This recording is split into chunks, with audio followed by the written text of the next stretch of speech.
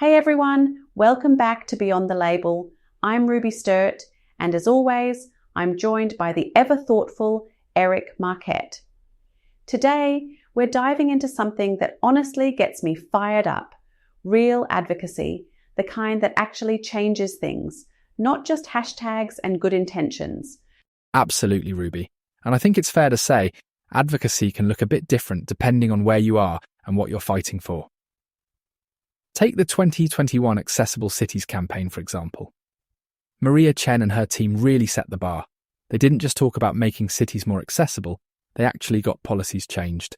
That's the sort of impact we're talking about today. Yeah, and what I love is how it wasn't just one approach. You had grassroots folks, people on the ground doing the hard yards, petitions, rallies, all that. Then you had these big national campaigns and even smaller local organizing. It's like no matter the scale, if you get enough people together, you can actually move the needle. Right, and sometimes it's those local efforts that really surprise you. I mean, the big campaigns get the headlines, but it's the community level stuff that often lays the groundwork. Ruby, didn't you mention once about a petition in your city?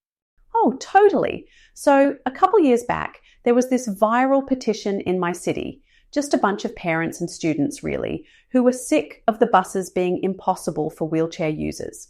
It blew up online, and suddenly the council was like, oh, maybe we should actually do something. And they did. They rolled out new accessible buses within the year. It was wild to see how quickly things can shift when people get loud together. That's a brilliant example. It just goes to show whether it's a citywide campaign or a handful of determined locals, advocacy is about persistence and, well, a bit of creativity, isn't it? Exactly. And I think that's a good segue into how leadership plays into all this, because sometimes it just takes one person to get the ball rolling and suddenly you've got a movement. Yeah, leadership is such a fascinating piece of the puzzle. You get these advocates who aren't necessarily famous, but they know how to bring people together. Like take Jordan Patel and the Green Schools Initiative back in 2019. He wasn't a household name, but he managed to rally students, teachers, and even local businesses to push for greener, more accessible schools. And it worked. They got new legislation passed. That's measurable change. I love that story. And it's not just about the big wins either. Sometimes it's about shifting how people think. Like you get enough people talking about something and suddenly it's not radical anymore. It's just common sense. That's real leadership, right? Making the impossible seem, well, possible. Absolutely. And you know, I've got a case study from here in the UK that always sticks with me. There was this advocacy group, small but mighty, that lobbied for disability-friendly workplace policies. They didn't have a massive budget or anything, but they were relentless. They met with MPs, they shared stories from employees, and eventually they got a new set of guidelines adopted by several major companies. It's not always about changing the law. Sometimes it's about changing the culture. That's so true. And it reminds me of what we talked about in our episode on workplace rights. Sometimes the law is there, but it takes real people pushing for it to actually mean something in practice. Exactly. And it's that collective action, people coming together, sharing their experiences and refusing to back down, that really drives things forward. It's inspiring, honestly. Yeah, and it's a good reminder that you don't have to be a leader in the traditional sense to make a difference.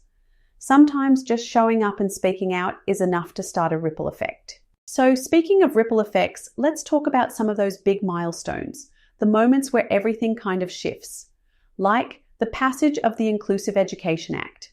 That was huge, right? Suddenly, schools had to actually include everyone, not just say they would. It was a real turning point.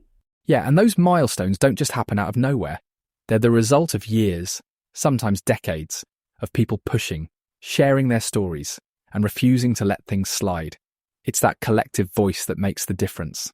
And, as we've seen in previous episodes, especially when we talked about inclusive classrooms, it's those legal changes that really open doors for people. Totally.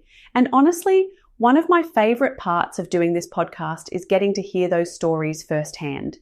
Like, I interviewed this young advocate last year. She was, I think, 17, and her story about struggling to access her school's tech went viral. Next thing you know, there's a nationwide campaign for accessible technology in schools. It's wild how one person's experience can spark something so much bigger. That's the power of sharing, isn't it? When people hear a story they relate to, or even just empathise with, it can inspire them to act. And that's how change keeps rolling forward. One story, one milestone at a time. Exactly. And I guess that's what we're hoping to do here too. Keep those stories going, keep the momentum up.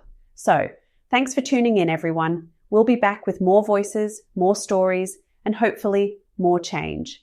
Thanks, Ruby. And thanks to all of you for listening. Take care, and we'll catch you next time on Beyond the Label. See you, Eric. Bye, everyone.